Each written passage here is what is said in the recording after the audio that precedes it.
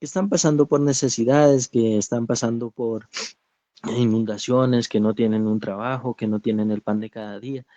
Que las ayudes, Padre amado celestial, a seguir adelante, que no perdamos la fe, sino que al contrario, nos sigamos regocijando en tu palabra, Padre amado celestial, que sigas entrando tú a nuestras vidas para que nuestras vidas cambien de manera correcta, haciendo las cosas bien ante tus ojos, ante las personas que nos rodean. Que cada día, Padre amado celestial, nos bendiga siempre. Permite que este estudio bíblico que vamos a tener en este momento, Padre amado celestial, que nos sirva de bastante, que para que abramos nuestros corazones, que aprendamos todas las cosas buenas que tú nos enseñas y que cada día nos permita siempre seguir adelante. Y todo esto te lo pedimos, Padre amado celestial, por tu Hijo amado que nos envió, Cristo Jesús. Amén y amén. Amén. Bienvenidos entonces cada uno de los que estamos conectados en esta aula, y también le damos la bienvenida a todos los que en este momento nos sintonizan desde nuestro perfil en Facebook. Recuerda, en Facebook nos puede conseguir como Área de Educación Bíblica. La diferencia es que aquí puede participar si quiere hacerlo, mientras que en Facebook solamente puede vernos. Ahí en Facebook, Área de Educación Bíblica. Bienvenidos. Seguimos entonces con estos temas de liderazgo, teniendo en cuenta que el líder no es solamente alguien que tiene a cargo algún grupo de personas, sino que el líder es cualquier persona que desde su punto de vista y como es, está en la capacidad de influenciar a alguien.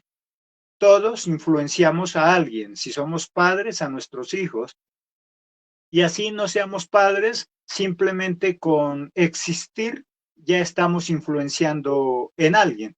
El vecino, el compañero de trabajo, el compañero del colegio, de la universidad, en el barrio, donde sea. Las personas que nos ven, a ellos los estamos influenciando. Muchos de ellos, así nosotros no nos demos cuenta, muchos de ellos están imitándonos, para bien o para mal. Por lo tanto, todos somos líderes. Por eso esta clase de liderazgo va enfocada también a cualquier persona, sea que pertenezca a algún grupo de liderazgo o no pertenezca, todos podemos aprender de estas clases. Entonces, hasta el día de hoy, vamos en la lección número 13, y para esta lección, que es un poco extensa, la hemos dividido en partes. Ya miramos la anterior orientación de apoyo. ¿Qué significa eso? Que nosotros debemos estar en la condición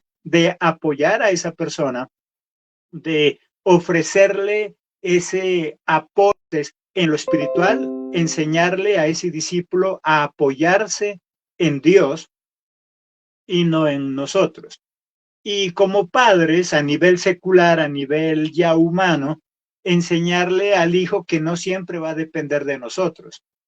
Aparte, en lo espiritual debe depender de Dios, pero ya en lo humano, en lo físico, debemos preparar a nuestros hijos para que dependan de sus dones, de sus habilidades, entrenarlos, prepararlos para que el día en que nosotros como padres ya no estemos, ellos perfectamente puedan valerse por sí solos. Y esto nos ayuda no solo en eso, cuando ya no estemos, sino que aún cuando nosotros estemos, ellos se convierten en nuestra ayuda.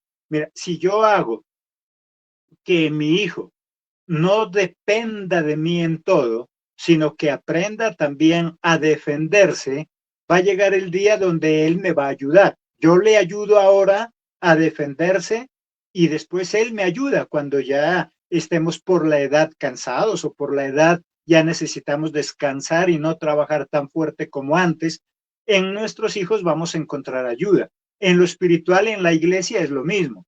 Si yo le enseño al discípulo a que no dependa de mí para que me esté llamando a medianoche y a cada instante para que ore por él, sino que él depende de Dios, va a llegar un momento donde él me va a ayudar a mí. En el momento que como yo como pastor, ya las fuerzas se me acaben, tal vez tengo un problema grave que no lo puedo superar, pasa como en los siervos de la Biblia. Son los discípulos quienes le levantan la mano. Son los discípulos quienes le dicen, siga adelante, pastor, siga adelante, líder, no se preocupe, mire que estamos con usted, confíe en Dios. Porque el hecho de que nosotros seamos líderes, seamos pastores, estemos orientando a alguien, no significa que siempre vayamos a tener las mismas fuerzas. Pero si yo he hecho que ese discípulo no dependa de mí, sino que dependa de Dios, después ese discípulo se puede convertir en mi misma ayuda. Él puede ser el que ore por mí. Él puede ser el que me levante el ánimo cuando yo ya no sé para qué hacer.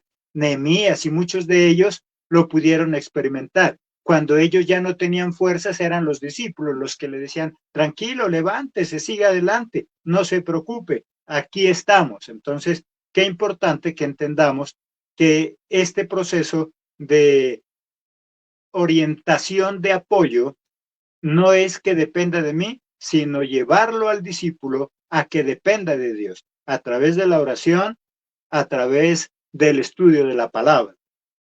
Ese estudiante debe estar preparándose cada día para depender de Dios más que de nosotros los hombres. Mirábamos la otra parte que es la orientación por confrontación. Así como en la primer parte, la orientación de apoyo es cuando yo le digo al discípulo, tranquilo, no se preocupe, siga adelante, usted es capaz, y le doy toda la confianza para que dependa de Dios. Pero también hay una orientación de confrontación, donde yo tengo que llevarlo a él a mirar que está fallando también, que tiene que corregir, que tiene que arrepentirse. O sea, no siempre tengo que yo decirle al discípulo, no, tranquilo, sigue adelante, vamos a orar por usted, sino que si sigue persistiendo el problema que él tiene, tengo que confrontarlo con lo que él está haciendo. Mira, eso que estás haciendo no es correcto. Como papá, a mi hijo yo le puedo, como papá, en la primera orientación de apoyo, yo le puedo decir, mi amor, no se preocupe, para eso tiene papá. Yo le pago la universidad, yo le doy para el transporte. Ese es de apoyo. Pero si yo veo que ya han pasado 4 años y no pasa del primer semestre, ahí ya tengo que confrontarlo. Ahí ya no basta con yo decirle, confíe en mí, tranquilo, yo le ayudo. Ahí ya toca mirar qué está pasando. Ahí es cuando yo tengo que llevarlo al hijo a esa confrontación. Bueno, ¿qué está pasando? ¿Por qué es que no pasa ese semestre y ya van pasando 5 años y está en el primero? No creo que sea que el profesor se enamoró de él y por eso no lo hace pasar. Eso es confrontar. Mirábamos el lunes pasado que hay una raya delgada que nos puede llevar a señalar, a enjuiciar. Entonces, el confrontar no es señalar, no es juzgar a la otra persona, no es decirle si ve, por pecador, si ve lo que está haciendo. No, eso no es confrontar, eso es señalar. Confrontar es llevarlo a ver que él algo malo está haciendo y que tiene que corregir. De esa forma, él va a avanzar, de lo contrario, ahí se va a quedar. Ahí resumimos todo lo de el lunes pasado. Si queda claro, ¿hay alguna duda al respecto para seguir con el otro punto? ¿Qué dice Adriana Pantoja? Creo que estaba también, ¿es cierto?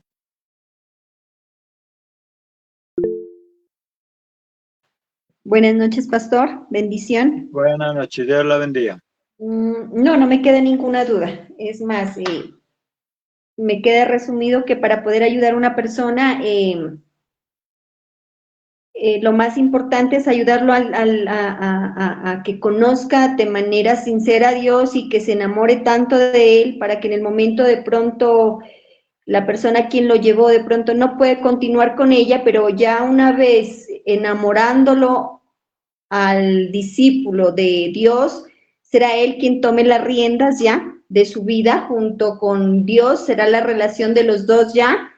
Y pues sí hay momentos en los que hay que de pronto confrontar al discípulo de los errores que pueda estar cometiendo, hacerlo de manera de pronto o hacerlo con amor sin juzgarlo, y sin señalarlo, ¿no? Porque eso es lo más importante para que pues también haya esa confianza, ¿no? Eso es lo que entiendo de Exactamente. la clase. Uh-huh. Muy bien, muy buen resumen entonces. Entonces, miramos esos dos puntos. Debo ayudarlo llevándolo a que confíe en Dios, y segundo, debo confrontarlo, pero el confrontarlo tiene que ser con sabiduría, dijimos, donde yo no vaya a caer en señalar, sino simplemente en hacerle ver su error para que lo pueda corregir. Lo que vamos a mirar entonces ya nuevo hoy en día, hoy, es que el líder debe estar dispuesto a reconocer también sus flaquezas y enfrentar al discípulo con sus transgresiones. O sea, ¿qué es lo que quiero decir? Que como líder yo no debo hacerme ver como el superhéroe, que yo nunca fallo, que yo nunca me equivoco. Sí, como papá, yo no puedo pretender hacerles ver a mis hijos que yo soy la mamá ideal, el papá ideal, que nosotros no fallamos. No, debo también, antes por lo contrario, enseñar con mis propios errores. Debo, como líder, como pastor, como papá, reconocer mis flaquezas también y entrenar al discípulo en base a esa transgresión, en base a ese error que yo pude cometer, como un papá a un hijo. Cuando vemos que el hijo se está equivocando, hoy en día encontramos un error en los padres, ¿no? Que dicen, déjelo. Yo también cuando era joven hacía lo mismo. Déjelo, que yo también cuando era joven también me equivocaba. No, no es cuestión déjelo, es de mi equivocación enseñarle, mi amor, mire, yo en joven también hice eso y me equivoqué, fracasé. En base a esa experiencia, yo le estoy enseñando ahora.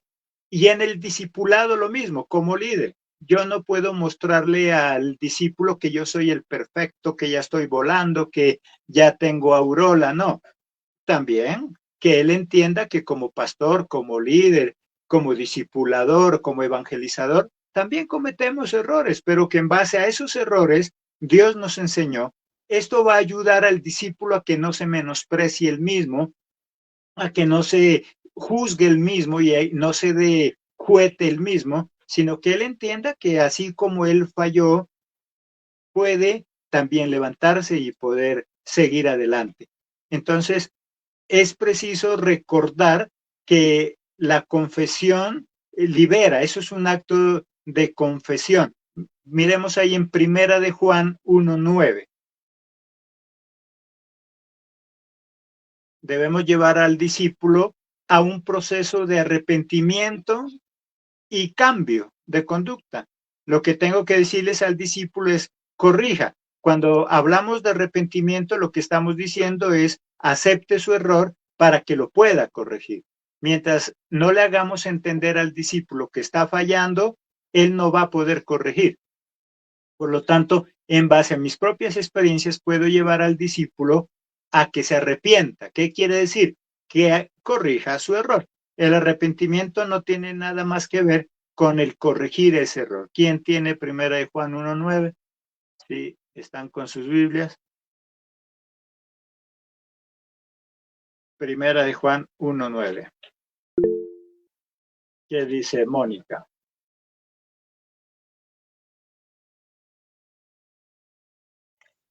Bendición, pastor. Dios la bendiga. Pero si confesamos nuestros pecados, Dios nos perdonará. Él es fiel y justo para limpiarnos de toda maldad. Debo entonces llevar al discípulo a entender que si él falló, yo no soy quien para juzgarlo. Que si él falló, la sociedad no es quien para señalarlo, para que no se sienta tan culpable que no pueda avanzar. Hay personas que se sienten tan traumadas por lo que hicieron, se sienten tan avergonzadas por lo que hicieron que ya no avanzan, que ahí se estancan y ahí queda. Tengo que llevar al discípulo a ese estado de arrepentimiento, no para juzgarlo, sino para decirle lo que decía Juan. Mira, tranquilo, confiesa tu pecado delante de Dios, reconoce que te equivocaste, que Dios es fiel, Dios es justo, Dios te va a perdonar. Tengo que llevar a esa persona a ese estado que entienda que Dios la ha perdonado, para que pueda avanzar. Hay que confrontar entonces a las personas con sus evidencias. Si el problema causa repugnancia, si lo que hizo causa repugnancia, es necesario apoyarlo y ayudar al discípulo para que se acepte como persona. Se le debe estimular para que confiese su pecado y animarle a ir donde la persona afectada, si es que puede pedirle perdón, o acercarse a Dios para pedir perdón, llevarlo a esa reconciliación con Dios y con los demás.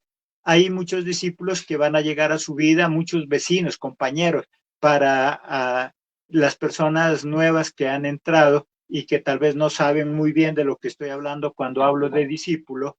Si usted quiere aconsejar a su vecina, si usted quiere aconsejar a su compañera de trabajo, si quiere aconsejar a su hijo, a su hija, no debo hacerle sentir más culpable de lo que ya está. Ese discípulo le está confesando su pecado a Adrianita, a cualquiera de las dos Adrianas, a Geoffrey, a Jonathan, a Jenny, a Diana, a mí. Nos está confesando ese pecado, no para que lo juzguemos y lo señalemos y para que lo hagamos sentir más culpable de lo que ya está, sino para que lo llevemos a un estado de reconocimiento, pero de arrepentimiento, y que de esa manera él entienda que primero Jesucristo, ¿qué dice ahí Juan? Juan, ¿a qué lo llevaba a los discípulos? A hacerles entender que qué pasó con Dios. ¿Qué dice ahí en 1 Juan 1:9? Juan lo llevaba a los discípulos a que entendieran que Dios ya hizo algo con él. ¿Qué es lo que hizo? Perdonarle. Él es justo y fiel. Llevarlo al discípulo a entender que Dios ya le perdonó y que ahora él tienes que cambiar, no volver a hacer eso mismo malo que hizo, pero con la certeza de que Dios ya le perdonó. Es que hay cristianos que llevan 20, 30 años en la vida cristiana y todavía siguen sintiéndose pecadores por lo que hicieron, todavía siguen sintiéndose avergonzados, inmundos por lo que hicieron, y eso hace que en la iglesia no sirva. Hay muchos que usted le puede decir, ¿y usted por qué no sirve de ujiera? No, es que yo no merezco, no, es que yo soy indigno. Y ya lleva como 20 años en la vida cristiana y todavía no sirve porque se siente indigno, porque posiblemente usaron su falla, su error, su pecado para refregárselo en la cara, para todos los días estárselo recordando, para señalarlo y no para ayudarlo a que se levante. Entonces, cuando estamos hablando de confrontación, estamos hablando de que debo llevar al discípulo a que reconozca su error, ya que depende de Dios, y que entienda que Dios ya le perdonó, que ahora es una persona nueva y que ahora, ya siendo nuevo, puede avanzar y darse una nueva vida. Miremos ahí en Santiago 5:16, ya lo leímos, ¿no? Santiago 5:16.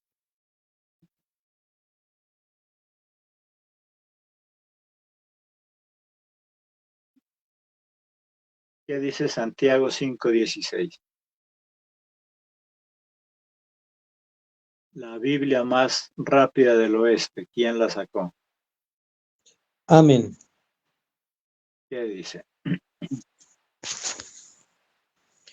Reconozcan sus pecados unos ante otros y racen unos por otros para que sean sanados.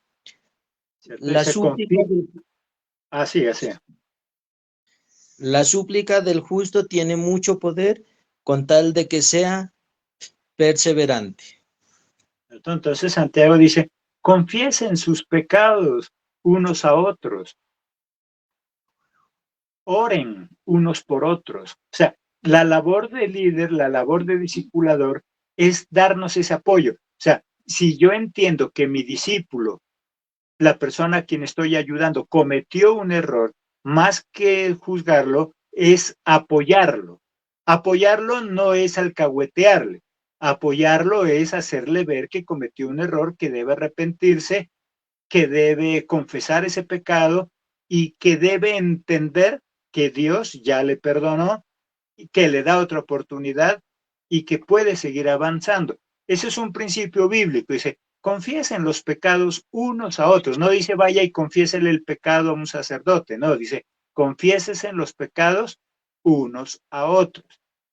La religión católica lo toma como que confiese el pecado a otra persona, a un sacerdote. No, dice confiésense los pecados unos a otros. ¿Qué quiere decir? Si usted tiene su discipulador, si tiene usted su líder, si tiene usted su pastor, su pastora, y ha fallado, pues cuéntele, pero no para que se haga más chisme, sino para que le ayude en ese proceso de restauración y le ayude orando. Mire que eso es diferente a que sea dependiente de uno. Ay, ore por mí, ore. No, ayúdeme a orar, ore por mí también, porque estoy que caigo, porque estoy que fallo, porque estoy que resbalo.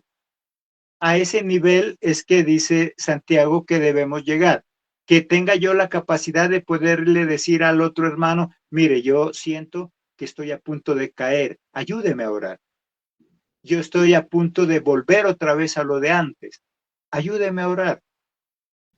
Para que entre los dos, dice que la oración del justo, ¿qué pasa? Tiene poder, puede mucho, ¿cierto? Entonces, esa es la labor de un líder. Tengo que corregir, pero como dijo Adrianita, con sabiduría, no cayendo en el señalamiento, porque más de uno que cae en el señalamiento, y por eso muchos prefieren mejor quedarse solo, morirse solo, porque la otra persona lo que hace es, ¡ay! ¿Cómo así? ¿Y eso hizo usted? No, pero... Y empieza a hacerlo sentir más culpable de lo que ya está. Debo asegurarle el perdón de Dios, como lo está haciendo Juan. Tengo que asegurarle que Dios le va a perdonar, porque hay personas que creen, no, es que yo lo que hice no tiene perdón, es que lo que yo hice, y se siente tan culpable que no avanza, se queda ahí estancado, cada vez se hunde más, y cuando lo vemos, ya está en el mundo totalmente perdido. ¿Y por qué se perdió en el mundo? Porque él estaba convencido de que lo que hizo no tenía perdón. ¿Por qué? Porque tal vez un mal líder le hizo sentir eso. Lo señaló, lo juzgó y eso hizo que él nunca saliera. Entonces, nuestra labor como líder, como papá, como mamá, es ayudar a ese hijo a salir del error. Un discípulo es un hijo. Entonces, se aplica lo mismo que en la casa.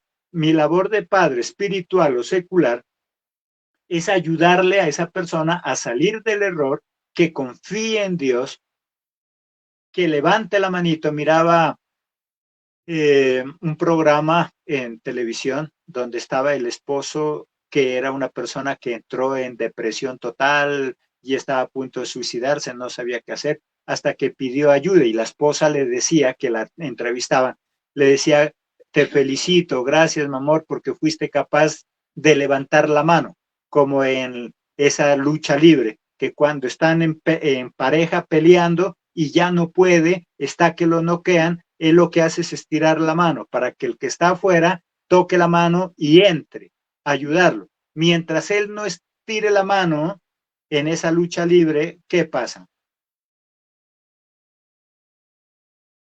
No puede entrar a ayudarlo el compañero. La clave está en que él pida ayuda, que estire la mano. Si él estira la mano, el compañero que está afuera puede entrar. De lo contrario, el juez no lo deja entrar. Así lo esté masacreando, así lo esté reventando, el compañero no puede entrar. Por eso la lucha consiste en que el contrincante le coge los brazos para que él no pueda pedir ayuda. Y ahí lo sigue cascando. Pero si él levanta la mano, el otro entra inmediatamente. Muchas veces con Dios hay que levantar la mano. Hay que decir, yo no puedo solo. Tal vez no soy capaz. Ayúdeme. Que es lo que pasa también en psicología. Por eso es que la esposa le decía, te felicito, gracias por levantar la mano, porque si no hubieras pedido ayuda, hoy ya estuvieras loco. Eso pasa con Dios eso pasa con los discípulos, que le enseñemos que debe depender de Dios, pero que habrá un momento donde tal vez va a tener que pedir ayuda también. Y como líder yo debo hacerme ver no como el superhéroe, sino que como humano que soy también puedo fallar. Cuando yo hago eso y por algún motivo llego a fallar o estoy a punto de caer, más que juzgarme el discípulo, lo que va a hacer es ayudarme. Cuando no hago eso, los discípulos lo que hacen es juzgar. ¿Sí ve? Y también cayó. Y si ve, y también falló. Y si ve, también está llorando. Pero cuando él entiende que todos en algún momento necesitamos levantar la mano para que alguien ore por mí, confesar pecado no es simplemente haber hecho algo malo, no. Pecado es errar al blanco. Bueno, estoy a punto de caer, estoy a punto de ya no volver a la iglesia, estoy desanimado, todo ese tipo de cosas. La otra persona me puede ayudar. Debo entonces asegurarle el perdón, que él ya está perdonado por Dios. Debo ayudarle a que se perdone a sí mismo, porque el problema más grande de una persona es cuando no se perdona a sí mismo. Ese es el problema más grande. No se perdona a sí mismo. Dios ya le perdonó. ¿Qué pasa con un cristiano? Que Dios ya le perdonó porque sabemos que Dios le perdonó, pero él no se ha perdonado. ¿Qué pasa con esa persona? No va a avanzar. Se estanca ahí porque se siente culpable, porque cree que todo el mundo lo está viendo, porque cree que todo el mundo lo está señalando. ¿Sabe? Las personas que tienen ese complejo, que creen que todo el mundo lo está señalando, es porque él todavía no se ha perdonado. Por eso anda con la cabeza baja. Por eso cree que por donde va, alguien lo está señalando. Y cuando esa persona tiene ese tipo de complejo, cuando no se ha perdonado él mismo, es un problema, porque él ve a dos personas hablando en la iglesia y lo primero que piensa es que ya están hablando de mí. ¿Qué estarán diciendo? Con esa persona es un problema si usted cuchichea con otro, si usted de pronto usted le está preguntando la hora, pero como lo hace en forma de cuchicheo, el otro ahí mismo dice, ay no, ¿qué será que estoy fea? ¿Qué será que estoy feo? A una persona así usted no le puede decir, ay hermano, mire la corbata. ¿Qué pasó? ¿Qué pasó? ¿Está fea? ¿Está bien? No, no me queda. No, está bonita, le iba a decir. Pero como tiene ese complejo de inferioridad, no se ha perdonado a sí mismo, vive con dos piedras en la mano. Por eso debo yo ayudarle a restituir el daño causado con él mismo, con las demás personas. Debo asegurarle que ya está perdonado. Como papá, yo debo asegurarle, mi amor, yo ya te perdoné. Tranquilo, sigue adelante. Cuando el hijo no entiende que el papá ya le perdonó, se estanca. Cuando la esposa no entiende que el esposo ya le perdonó, se estanca. Cuando el esposo no entiende que la esposa ya le perdonó, se estanca. Por lo tanto, debo asegurarle el perdón, sea de Dios, sea de nosotros, sea de los demás, para que esta persona pueda avanzar. Hasta ahí terminamos lo que es esa orientación de confrontación. Ese es el pedazo que faltaba de confrontación. ¿Sí queda claro ahí? ¿Quién opina al respecto? ¿Qué dice Mónica?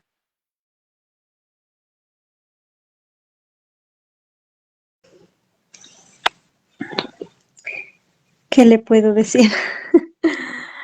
Queda claro eso, ese pedacito que faltaba. O sea, si yo quiero completar esta parte de confrontación, pues no tengo que hacer ver a la persona como culpable, antes por lo contrario, tengo es que asegurarle que Dios ya le perdonó para que pueda seguir avanzando. Es lo que estábamos hablando. Claro, sí, yo sé que así habemos muchas personas que cometemos errores y que no sabemos cómo aceptarlos y enfrentarlos, ¿no?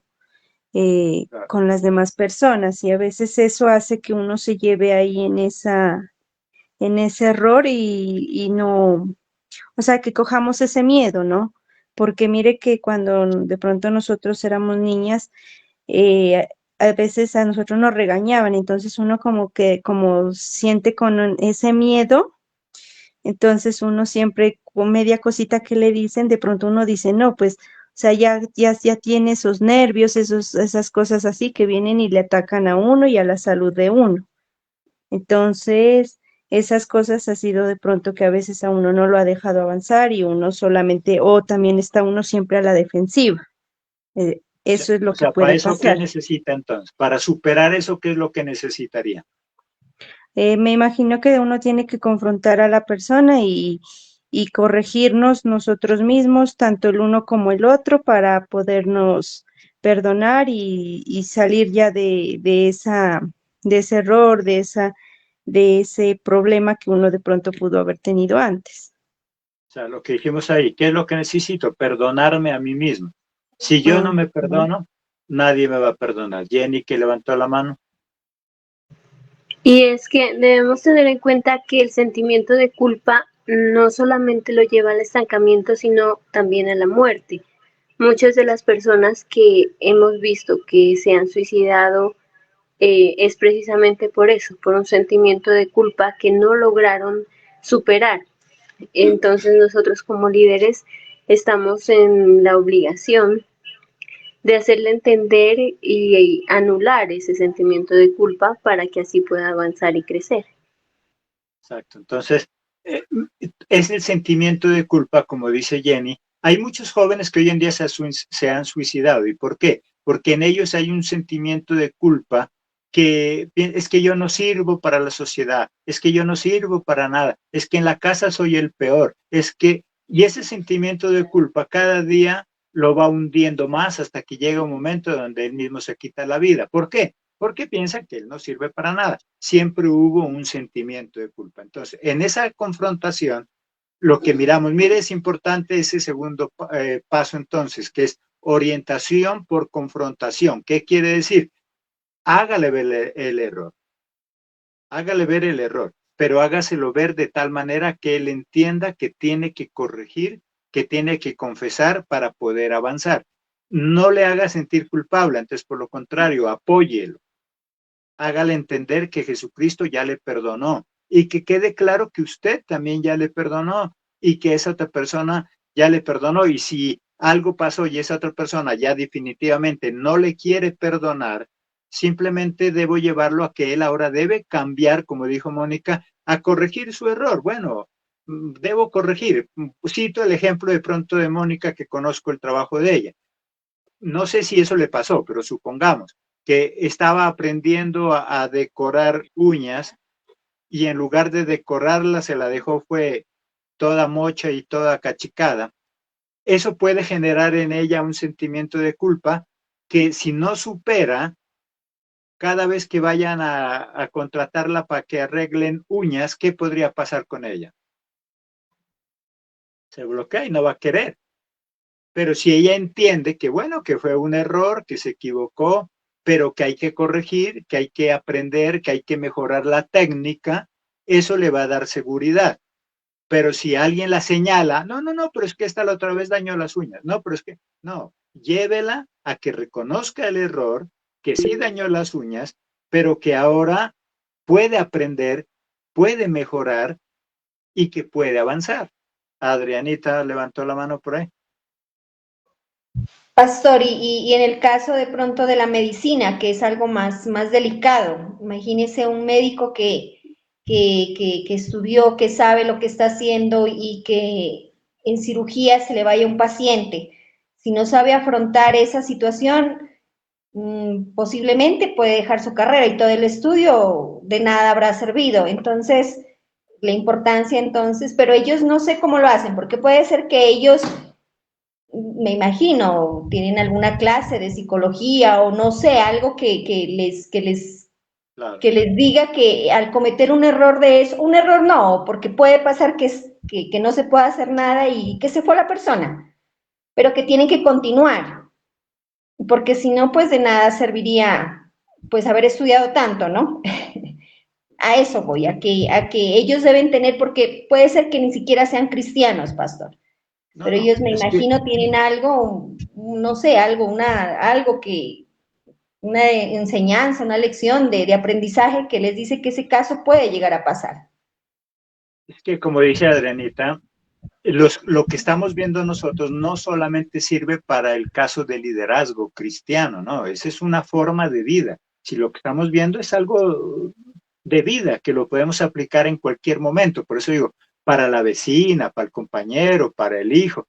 Y en ese caso especial, toda carrera tiene algo de psicología y sobre todo ellos. Es más, Mónica, cuando nos decía en una de las clases, ella estudió todo esto de manicure, pero a pesar de eso, ella nos decía, también tuvo clases tipo psicología para cómo tratar al cliente, cómo, o sea, todo oficio y debe tener esa parte psicológica que es la que estamos viendo aquí. El médico, y ese ejemplo está preciso, ¿a qué médico cirujano no se le ha ido a alguien? La gran mayoría, solamente que ellos están preparados para eso. Cuando la gente no entiende, dices que ese médico es insensible. No, el médico no es insensible, es que a él lo entrenaron y lo prepararon, porque de lo contrario, el primer afectado, ¿quién sería? Él. Él sería si él no asimila eso, pues lastimosamente el primer afectado sería él. Como dice Adrianita, ya nunca más ejercería la medicina. Por lo tanto, por eso no es que sea insensible. Si usted mira, el médico, él llega allá, dice, familiares de Pedro Pérez, sí, se murió.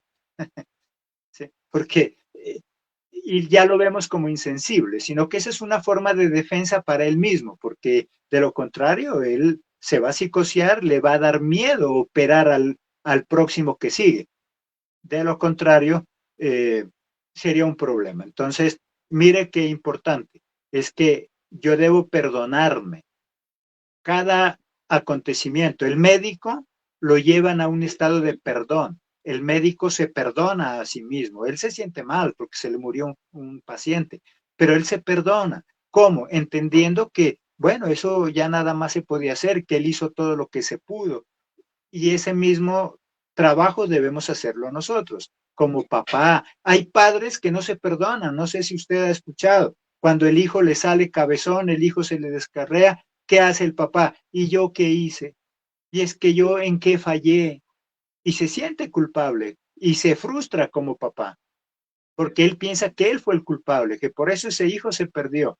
No, no es culpa del papá, no es culpa de la mamá, hizo todo lo que pudo, pero pues uno que otro hijo, lastimosamente, a muchos se le sale de la mano y no por eso va a sentirse culpable. ¿Quién levantó la mano? ¿Jonathan o quién? ¿Geoffrey? ¿Geoffrey levantó la mano? ¿Vale? Yo vi que alguien levantó. Amén. Amén, pastor. Sí, claro, uno como líder debe de llevarlo a que a esa persona reconozca, primeramente que reconozca que falló, sin tildarle, sin sacarle en cara el pecado, ¿no? Como para que él reconozca que está fallando y así mismo esa persona se perdone y que acepte que todo el ser humano fallamos y que todo el ser humano está proclive a pecar o a fallarle a Dios. Y después de eso, de que la persona reconozca, ya se supera y sigue adelante. Por eso la parte que estábamos mirando ahí, muchas veces debo hacer uso de mis propios errores y yo mismo como líder aceptar que he fallado, no para colitarle, no para alcahuetearle, sino para hacerle ver que también me equivoqué, pero que también salí adelante. Porque hoy por eso hay malos padres que hacen lo contrario. Ellos dicen, déjelo, yo también en esa edad, yo qué no hice. Ahí lo está acolitando, ahí lo está alcahueteando, no lo está corrigiendo. Debería decirles, yo a esa edad también cometí ese error y por eso tuve que pagar los platos rotos y tuve que corregir. Jenny. Es que es más, podemos nosotros confrontar al discípulo de una manera sutil, no tan directa, como por ejemplo lo hizo Samuel con David, cuando él le contó una historia de la oveja dándole a entender que él estaba cometiendo un error. Entonces no es necesario que vayamos directamente a un choque con el discípulo, sino hacerle entender de manera sutil los errores que puede estar cometiendo. Sí, se acuerdan todos la historia que está hablando Jenny, ¿no es cierto? Cuando David tenía todas las mujeres que él quería, como al igual que Salomón, que tuvo 1000, acá también David podía tener todas las que quería. Más sin embargo, se enamoró de esta mujer y tuvo un hijo con ella y fue y se acostó.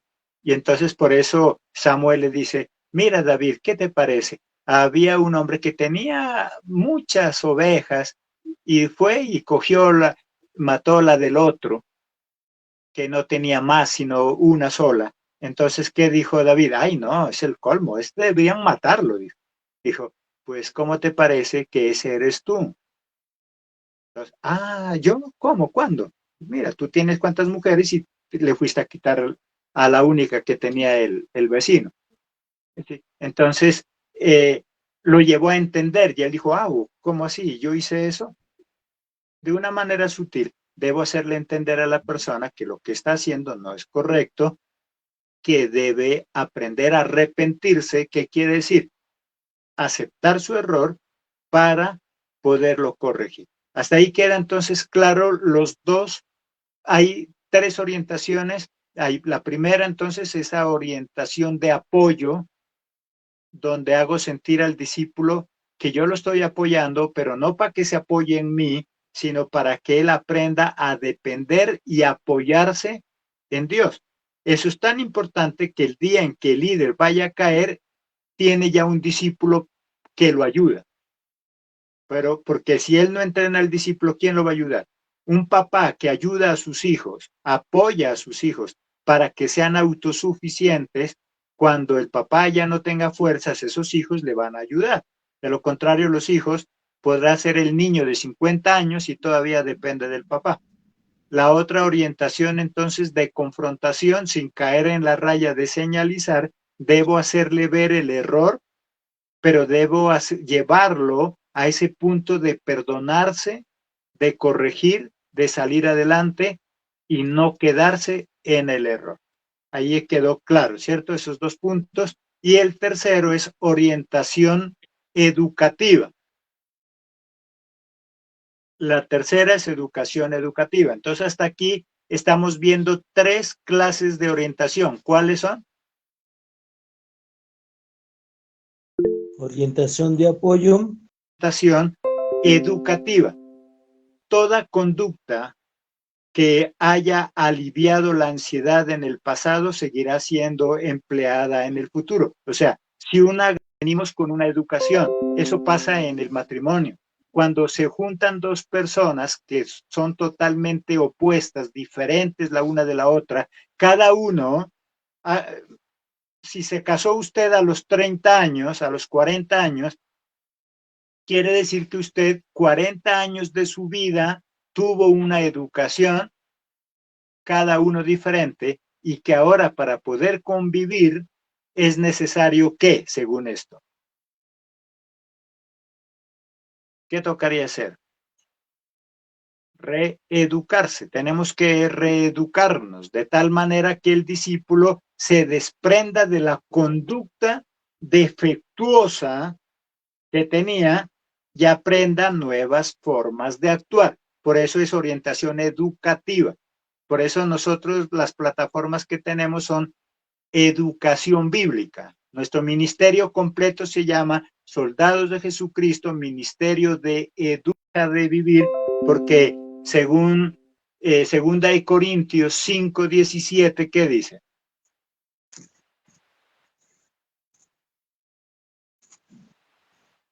Vamos a orar. Sí, ahora usted ya es independiente, ya sabe orar. Sí, yo ya sé orar, yo ya he orado por él, pero ahora tengo que entrar en un proceso de reeducación. ¿Qué quiere decir? Que con Jesucristo, con sus enseñanzas, con la sabiduría que él me va dando, debo ir dejando esa mala actitud que yo tenía antes.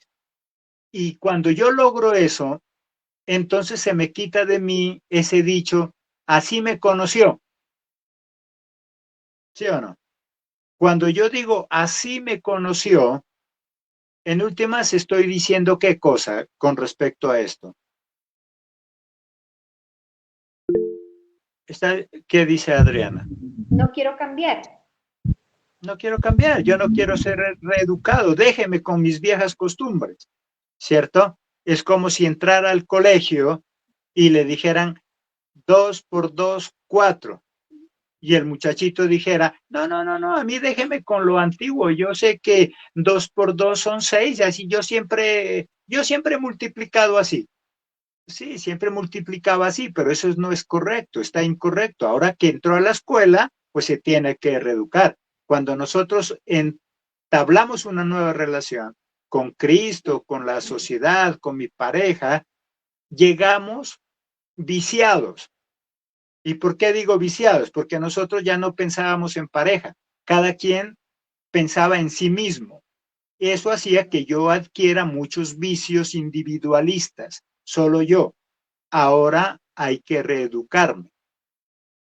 En mi casa nunca me festejaron un cumpleaños. Esa es mi forma de vida, yo así crecí, pero puedo reeducarme. Si a mi esposa le gustan los cumpleaños, si al esposo le gusta, bueno, entonces hay que reeducarnos y aprender esa nueva forma. Eso es lo que tengo que yo llevar. Tengo que llevar al discípulo en esa orientación educativa que en la palabra no basta solo con ponerlo a orar todos los días, no basta solo con enseñarle a diezmar, a ofrendar, que es muy importante.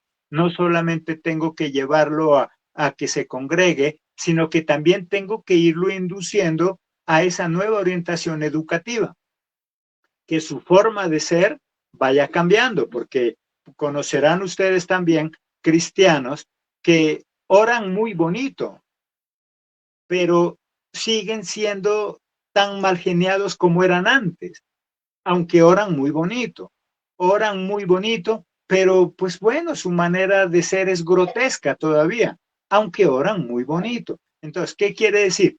Que ahora ha aprendido algunas costumbres religiosas, ahora ya ora, ya lee la Biblia, pero no ha sido reeducado.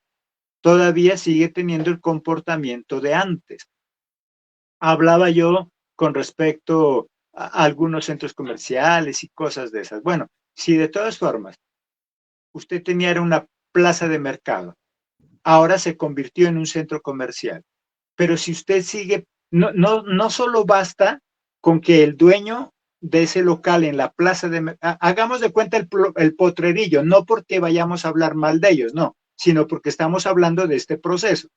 Si un día el potrerillo se convierte en un hermoso centro comercial, es suficiente con que las paredes hayan cambiado, con que la fachada haya cambiado, que ahora eso ya no esté lleno de barro, sino que sea en mármol. ¿Es suficiente eso para llamarse centro comercial? ¿Qué dicen? ¿Qué dice Estelita? Bendición, pastor. Pues no importa solamente la fachada, sino el cambio de todas las personas. Sabemos que pues allá en el Potrerillo tienen diferentes formas de hablar que son un poco grotescas y todo, pero pues en ese cambio se los iría llevando a que cambien su manera de hablar, su manera de actuar, su manera de presentarse ante la gente, para dar una distinción así a un buen centro comercial. Entonces, mire eso.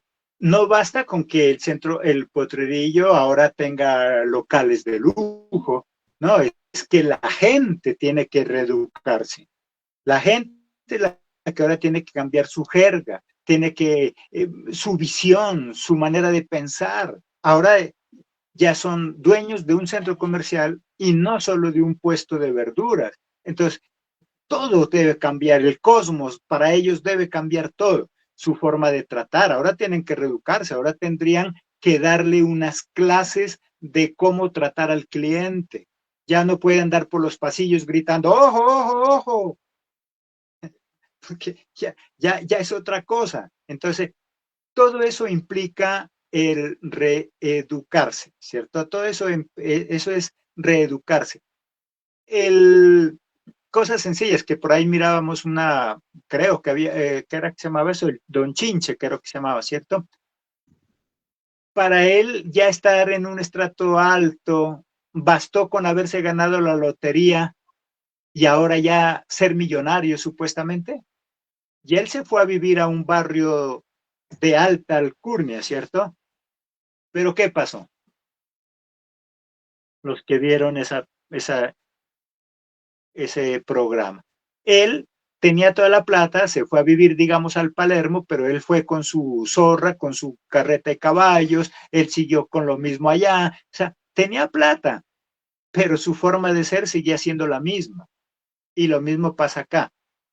Debo llevar al discípulo que ahora ya está en otro nivel, que ahora es un hijo de Dios y que no solamente es suficiente con pedir, con orar, con leer la Biblia, con hacer lindas oraciones, sino que ahora su forma de vida también tiene que cambiar. Ya no es lo mismo de antes, ahora tiene que cambiar. Si somos príncipes, bueno, ahora tengo que empezar a hablar como un príncipe. Tengo que hablar, por eso hay algo que siempre se dice, podrá tener dinero, pero no tiene clase. Tiene que ir clase con dinero, clase con dinero. O de lo contrario, sigue siendo un burro. ¿Qué dice la gente? Con plata. Sigue siendo un burro con plata. Ese es el adagio popular, ¿cierto? Dice, no, ese es un burro con plata. O sea, es alguien que se quedó en el mismo estado, que no tiene pedigrí, que no tiene clase, que no tiene cultura, que solo tiene plata. Entonces, y eso mismo pasa en lo espiritual. No se trata solo de que ahora ya soy un hijo de Dios, que ahora soy una princesa, que ahora yo ya sé que Dios me perdonó, que ahora yo ya sé que no me señalan, que ahora yo ya sé que puedo andar con la frente en alto, que me apoyaron cuando era necesario, sino que ahora tengo que llevarlo también a que tenga esa reeducación, ese cambio de vida en todo, en cosas sencillas. Si antes andaba ahí descachalandrado con pantaloneta, eso no es malo, está bien. Pero pues hombre, si va a ir al culto, ya tengo que irlo orientando. Mira, Pedro, te queda muy bonita la pantaloneta, pero pues cuando vengas al culto trata de ponerte algo mejor, algo más formal. O sea, tengo que empezarlo a reeducar para que su vida cambie también. ¿Tá? Dejamos pisado esta parte ahí de esta tercera orientación. ¿Cuáles son entonces las tres orientaciones? ¿Quién dijo? Orientación de apoyo, orientación por confrontación y orientación educativa. Entonces, los líderes simplemente somos unos orientadores. Yo no aconsejo, yo oriento y al final él toma la decisión, pero orientamos. Lo oriento en apoyo, lo oriento en confrontarle y lo oriento con educación. Tengo que llevarlo a ese nivel nuevo de educación. Así que, ¿quién no ha orado? ¿Quién ora para despedirnos? Fanny, ya la candidatizaron. Fanny, entonces nos despide en oración. Tiene buena barra.